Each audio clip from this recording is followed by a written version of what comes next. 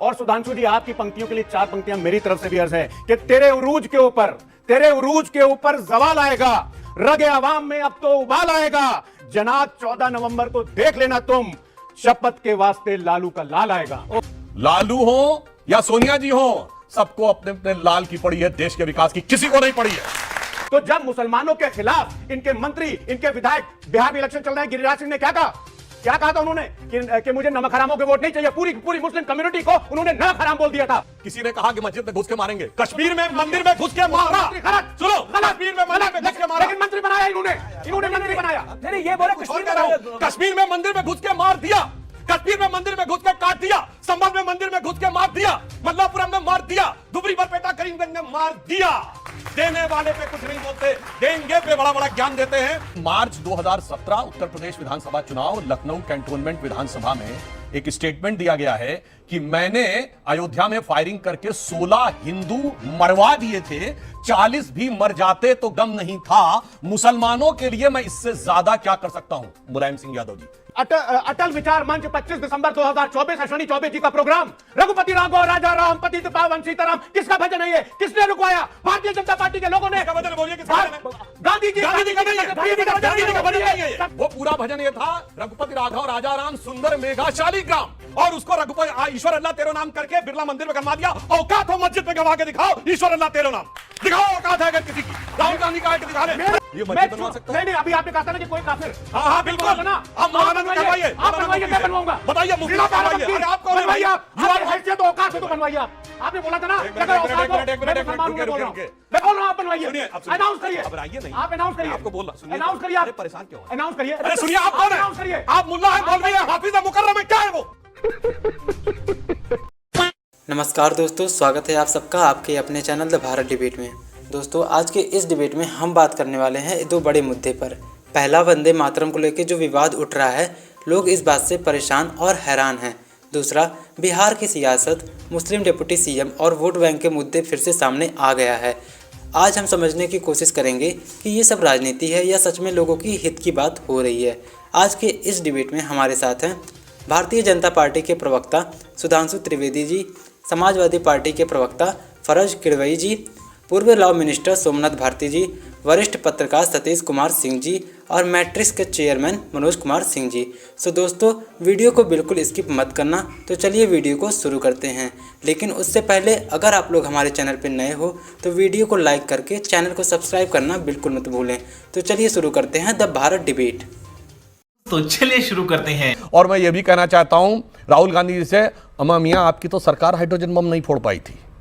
मैं विनम्रता और चुनौती से दर्शकों से कहता हूं, 1974 का जो परमाणु विस्फोट था, कांग्रेस ने बिल्कुल नहीं कहा कि हमने बम बनाया। उसने कहा जी हमने शांतिपूर्ण कार्यों के लिए किया है। 98 में जो वाजपेयी सरकार ने कहा था, हमने कहा था we are the nuclear state.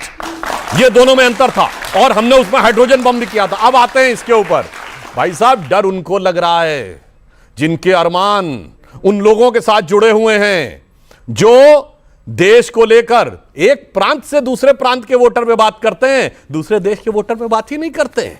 यानी कारण क्या है? हमारे यहां तो नेता भी विदेश से आ जाते हैं, विदेशी मूल के भी आ जाते हैं, और वोटर भी विदेशी मूल के आ जाते हैं, और देश के अंदर आता हूं कि ये बताइए, आपने जितनी बातें की उसमें आधी तो फर्जी निकल गई।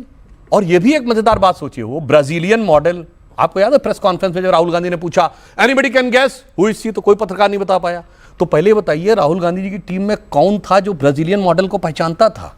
जी, ये वही पहचानेगा जो कोलंबिया से लेकर ब्राजील तक घूमता था। जी, तो इसीलिए मैं लास्ट में सिर्फ ये कहना चाहता हूं, इनके लगातार बम वैसे ही चल रहे हैं जैसे वो पाकिस्तान का एक मंत्री था ना, जो कहता मेरे पास पाव पाव भर के बम है, वो अब्दुल राशिद नाम था। तो ये छटाक भर का जो हाइड्रोजन बम फोड़ा है और बार बार आकर अपनी बेइज्जती करवाई है, तो उसके लिए एक पंक्ति बस कहना चाहता हूं, जो कांग्रेस कर रही है SIR पे या विपक्षी दल, कि सच जरा सा घटे या बढ़े तो सच सच न रहे, मगर झूठ की तो कोई इंतहा नहीं, लाख चेहरे बदल के आ जाते हैं ये, पर आईना कम वक्त झूठ बोलता है। फराज किस भाई?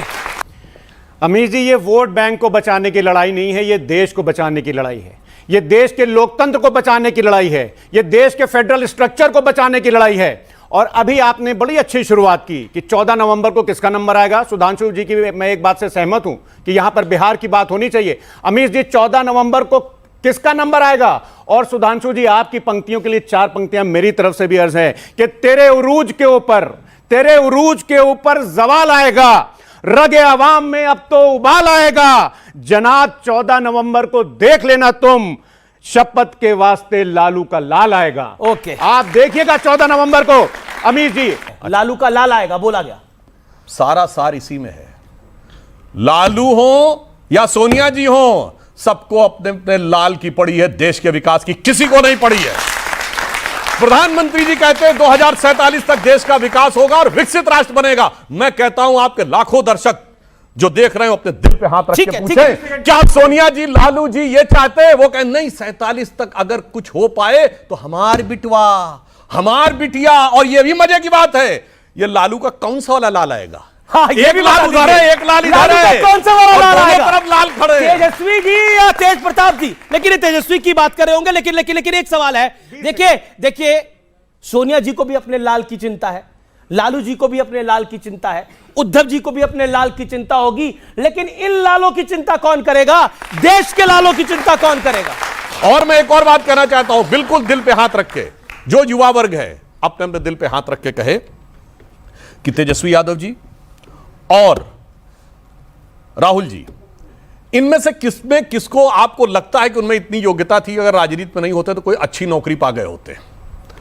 अगर थी तो उनकी बात पे यकीन करिए, नहीं तो जो खुद ना पा पाया वो दूसरे को बता रहा है कि साहब मैं करके दिखा दूंगा। जिसे एक पुराना फिल्म का डायलॉग था, सुनिए, एक पुराना फिल्म का डायलॉग था जिसमें एक नेता कहता हिसाब किताब हम तुम्हारा पूरा कर देंगे। तो उसमें तो वैसे जमात दूसरी थी, मगर मैं यहां बोले देता हूं उस फिल्म के डायलॉग को थोड़ा परिवर्तित करके, अरे आप क्या हिसाब किताब करेंगे तेजस्वी जी, हिसाब तो जनता करेगी, और किताब आपके हाथ से नवीन जमात में छूट गई थी।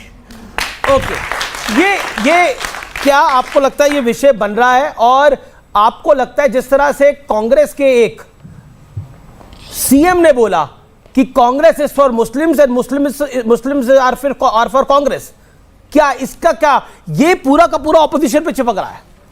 नहीं, देखिए अमीर जी, अगर मेरा वो बयान होता, ये हमारी पार्टी का बयान होता, तो हम बोलते कि समाजवादी इस party is for the youth and youth is for Samajwadi party, Samajwadi party is for पिछड़ा एंड पिछड़ा इज फॉर समाजवादी पर वहां पे पार्टी। बोला गया मुसलमान के लिए। अब सुनिए, लेकिन आज की तारीख में रेवंत रेड्डी जी ने क्यों बोला होगा? भाई उन्होंने बोला तो मैं उसकी व्याख्या कर सकता हूं। ये इसलिए उन्होंने बोला होगा क्योंकि जब इनका एक मंत्री महाराष्ट्र में ये बोलता है, क्योंकि महाराष्ट्र और कर्नाटक लगभग आसपास हैं, कि हम मुसलमानों को मस्जिद में घुस घुस के मारेंगे, इनके मंत्री, और उसके बाद में नीलेश राणे जो हैं वो मंत्री बना दिए जाते हैं। इनके कपिल मिश्रा जी, जिनको हाईकोर्ट फटकार लगाती है और हाईकोर्ट ये बोलती है कि उन्होंने जबरदस्ती पाकिस्तान का वर्ड इस्तेमाल किया ताकि पॉलिटिकल बेनिफिट हो, और उसके बाद में ये मंत्री बनाते हैं किस चीज का? लॉ एंड जस्टिस का। तो जब मुसलमानों के खिलाफ इनके मंत्री, इनके विधायक, बिहार में इलेक्शन चल रहे हैं, गिरिराज सिंह ने क्या कहा था उन्होंने कि मुझे नमक हरामों के वोट नहीं चाहिए, पूरी मुस्लिम कम्युनिटी को उन्होंने नमक हराम बोल दिया था। तो अगर कांग्रेस ये बोलती है कि जिस कम्युनिटी को नमक हराम बोला जा रहा है, जिसको बोला जा रहा है कि मस्जिदों में घुस घुस के मारेंगे, जिनके मंत्री दंगे भड़का रहे हैं सड़क पर आकर के, अगर उनके लिए दो प्यार के शब्द बोल देते हैं तो मुझे लगता है कि उसमें कोई बुराई नहीं है। एक सेकंड, इस पे जवाब सुधांशु त्रिवेदी आपका जवाब, फिर सोमनाथ भारती एक बार जवाब देता हूं। इन्होंने कहा, किसी ने कहा कि मस्जिद में घुस के मारेंगे, कश्मीर में मंदिर में घुस के मारा। गलत, सुनो, कश्मीर में मंदिर में घुस के मारा, लेकिन मंत्री बनाया इन्होंने मंत्री बनाया। नहीं, ये बोले कश्मीर में मंदिर में घुस के मार दिया, कश्मीर में मंदिर में घुस के काट दिया, संभल में मंदिर में घुस के मार दिया, मल्लापुरम में मार दिया, दुबरी बरपेटा करीमगंज में मार दिया। देने वाले पे कुछ नहीं बोलते, देंगे पे बड़ा बड़ा ज्ञान देते हैं। भारतीय ने कि बीजेपी और कांग्रेस का सेक्युलरिज्म एक है, एक मुसलमानों की तरफ है, एक हिंदुओं की तरफ है। सुनिए, देश की तरफ कौन है फिर? चुनाव में टिकट दिया जाता है दो आधार पे, आप पार्टी के साथ पुराने जुड़े रहे हो और विनेबिलिटी। मगर जब सरकार में आए, हमने भेदभाव किसी के साथ नहीं किया है, हिंदू हो या मुसलमान, सबको घर दिया है, सबको शौचालय दिया है, सबको नल दिया है, सबको वो दिया है। मगर इन्होंने जो किया, मैं एक बयान कोट करना चाहता हूं फराज साहब के लिए। पर सोमनाथ भारती ने बोला कि आपके यहां पर जो गाली देता है उसको प्रमोशन मिलता है। कपिल मिश्रा का नाम कोट किया इन्होंने। मैं अभी उदाहरण देना चाहता हूं गाली वाली बात पे। ये मार्च 2017 उत्तर प्रदेश विधानसभा चुनाव, लखनऊ कैंटोनमेंट विधानसभा में एक स्टेटमेंट दिया गया है कि मैंने अयोध्या में फायरिंग करके 16 हिंदू मरवा दिए थे, 40 भी मर जाते तो गम नहीं था, मुसलमानों के लिए मैं इससे ज्यादा क्या कर सकता हूं। मुलायम सिंह यादव जी, यह सेकुलर बयान है।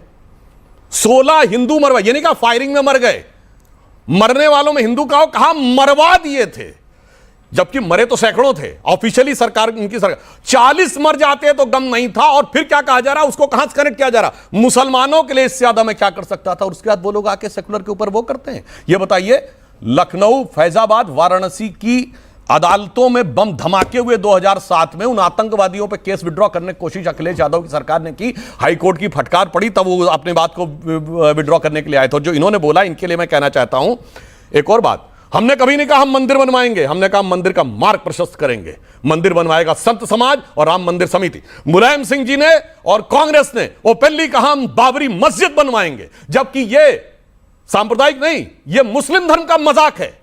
क्योंकि इस्लाम के अनुसार कोई गैर मुस्लिम, यानी जो काफिर है, जो मुनाफिक है, वो मस्जिद तामील नहीं कर सकता। तो या तो बताएं मुलायम सिंह जी किस आधार पे बोल रहे थे, जी। क्या वो इस लायक थे, वो अपने वो किस कैपेसिटी में बोल रहे थे। और लास्ट में इनके लिए, इनकी पार्टी के लिए इन्होंने तो बोला था, अरविंद केजरीवाल जी ने, याद है वीडियो, वक्फ बोर्ड की मीटिंग में जाके, अरे जब तक आपका बेटा यहां पे बैठा हुआ है दिल्ली सरकार में, चिंता मत करिए, वक्फ बोर्ड पे इतना पैसा होगा, इतना पैसा होगा, इतना पैसा होगा कि कुछ कम नहीं पड़ेगा। और डिप्टी सीएम मनीष सिसोदिया ने कहा था शाहीन बाग हमारे दिल में है। और उसके बाद ये कहेंगे ये इनका सेक्युलर। और लास्ट में एक सेक्युलरिज्म की बात कहूं, हमने बनाया आरिफ मोहम्मद खान साहब जैसे व्यक्ति को, जो आज बिहार के गवर्नर में, चैलेंज करके कहता हूं जितने सेक्युलर जमात का कोई मुस्लिम नेता अगर उनसे किसी इस्लामिक स्क्रिप्चर पे बात कर सकते हैं, यह बहुत बुरी चीज है जो मुसलमानों के साथ होने आ रही है। जानते उसने क्या बोला, मुसलमान अगर गटर में पड़े रहना चाहते हैं तो पड़े रहने दो, उनका वोट लो, तुम इनके चक्कर में क्यों पड़े हुए हो। यह राजीव गांधी सरकार के कैबिनेट मिनिस्टर का बयान है, जो बिहार के राज्यपाल कोट कर चुके हैं, जो इन लोगों की असली मानसिकता दर्शाता है। ओके, सोमनाथ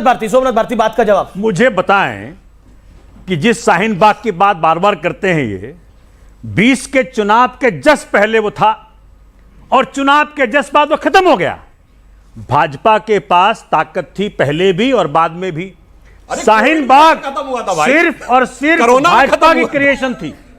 शाहीन बाग भाजपा की क्रिएशन थी। भाजपा के पास कोई भी विजन नहीं है देश के लिए। जो बच्चे यहां बैठे हुए हैं, इनके नौकरी का विजन नहीं है, इनके शिक्षा का विजन नहीं है, इनको कब नौकरी मिलेगी उसका लालू का लाल इनको नौकरी दे सकता है। लालू का लाल इनको नौकरी दे सकता है। अमीश जी, वो कहते हैं वो 9वीं पास है। देखिए अब देखिए ये पास है, गलत निकल गया है मुंह से। कौन मार्च 2020 में हटाए, कोविड आने के बाद जब लॉकडाउन लग गया था, सरासर झूठ बोल रहे हैं। Anybody can go and change. सबको मालूम है सुधांशु जी किसका क्रिएशन था शाहीन बाग, सबको मालूम है। अरे किसका क्रिएशन था, दिल्ली का राइट, वो भी सबको मालूम है। था उनका क्रिएशन। जाते तो आपके नेता शाहीन बाग। दिल्ली राइट किसका क्रिएशन था?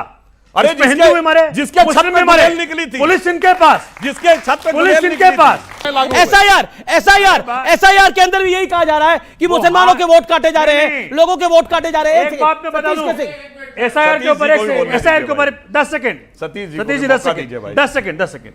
आपको मालूम है जो घुसपैठिए की बात ये कर रहे हैं, इलाहाबाद हाई कोर्ट ने एक भाजपा नेता को, बांग्लादेशियों को इलीगल तरीके से भारत घुसाने में बेल दिया है। ओके, मैं जवाब देता हूं। सतीश के भाजपा है सतीश जो बांग्लादेशियों को इलीगल तरीके से लगता है ये जो तुष्टीकरण वाला कबूलनामा है, ये बिहार चुनावों में भारी पड़ेगा। जो रेवंत रेड्डी ने बोला और जो बीजेपी जिसको विषय बना रही है बार बार, बीजेपी कह रही है राहुल गांधी घुसपैठियों को बचाना चाहते हैं, और रेवंत रेड्डी कह रही है Congress is for Muslims and Muslims are for Congress. देखिए, अगर रेवंत रेड्डी पर यह सवाल खड़ा किया जा रहा है तो एक मुख्यमंत्री इस देश में ऐसा भी है जो 80-20 का नारा देता है और बटोगे कटोगे का नारा देता है। वो बिहार में भी दे रहा है। ये सही है क्या? ये सही है? नहीं, ये सही है क्या? वो पार्टी जो एक, उस पार्टी को धिक्कार है, सुधांशु जी आपकी पार्टी को धिक्कार है कि जो देश के लिए लड़ने वाली कर्नल सोफिया कुरैशी को आतंकवादी की बेटी कहा था। आप वो मंत्री आज बना हुआ है, वो मंत्री आज बना हुआ है, हटाइए उसको। हमारे वाले तो माफी मांगी, प्रोफेसर राम माफी नहीं, हटाओ। अरे उसको हटाओ, उसको हटा के दिखाओ, ओके, तब कोई सवाल करना। आप देखिए सुधांशु जी जब बात करते हैं मां भारती की, मां भारती के बारे में यह भी लिखा है कि उत्तरम यत् समुद्र से हिमाद्रैश्चैव दक्षिणम वर्षम तद भारतम नाम भारती यत् संतति। क्या मतलब हुआ इसका? इसका मतलब तो यही हुआ ना कि जिसके दक्षिण में हिमालय है, जिसके दक्षिण में समुद्र है और जिसके उत्तर में हिमालय है, उसके बीच में रहने वाले सब भारत मां की संतानें हैं। तो फिर 80-20 आप क्यों करते हैं? क्यों कहते हैं आपके मुसलमानों को हम घुस घुस करके मारेंगे? बताइए। सुनिए, दूसरी बात सुनिए, नहीं सुनिए, अब पूरी बात मेरी होने दिए, अब मेरी पूरी बात होने दिए। अभी आपने वंदे मातरम की बात की, 1937 की बात की। अटल विचार मंच 25 दिसंबर 2024, अश्विनी चौबे जी का प्रोग्राम। रघुपति राघव राजा राम पतित पावन सीताराम, किसका भजन है ये? किसने रुकवाया? भारतीय जनता पार्टी के लोगों ने। किसका भजन है? बोलिए किसका भजन है? गांधी जी का नहीं है, गांधी जी का सबसे प्रिय भजन रघुपति राघव राजा राम पतित पावन सीताराम को भारतीय जनता पार्टी के लोगों ने रुकाया। बताइए, लेकिन उस भजन को भी बदला गया। गांधी जी ने भजन को बदला। गांधी जी ने बोला रघुपति राघव राजा राम ईश्वर अल्लाह तेरो नाम, यह भजन कुछ और था। सुनिए, वो पूरा भजन ये था, रघुपति राघव राजा राम सुंदर मेघा शालिग्राम, और उसको रघुपति ईश्वर अल्लाह तेरो नाम करके बिरला मंदिर में गणवा दिया। औकात हो मस्जिद में गवा के दिखाओ ईश्वर अल्लाह तेरो नाम, दिखाओ औकात है अगर किसी की। राहुल गांधी का है कि दिखा दे, मेरी औकात है। सुनिए, और दूसरी बात, इन्होंने एक झूठ बोला, इन्होंने कहा अच्छा कोई हिंदू मस्जिद नहीं बनवा सकता। आप मस्जिद बनवाइए, मैं बनवाऊंगा, मैं चुनौती देता हूं आपको।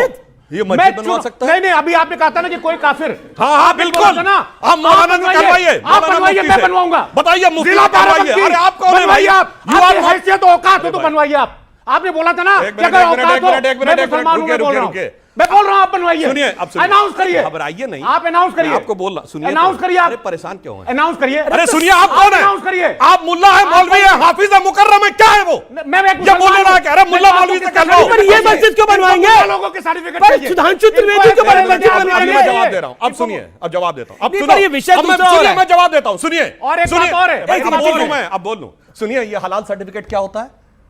कि जो काटा जाता है वो काटने वाला भी मुसलमान होना चाहिए, वरना पवित्र नहीं होता। तो मस्जिद कैसे पवित्र हो जाएगी? बोलो मेरे भाई। अच्छा बताइए, अभी आप कह रहे हैं सुनिए, सरदर्द समान। जब मुलायम सिंह ने कहा था मस्जिद बनवाऊंगा, कितनी ग्रोथ रेट थी देश की? बोलो कितनी महंगाई रेट थी? बोलो 13% महंगाई की रेट थी, सोना गिरवी रखा जा चुका था, और उस समय कह रहे थे मस्जिद बनवाएंगे, बेरोजगारी प्रचंड थी। क्या बात कर रहे हैं मेरे भाई?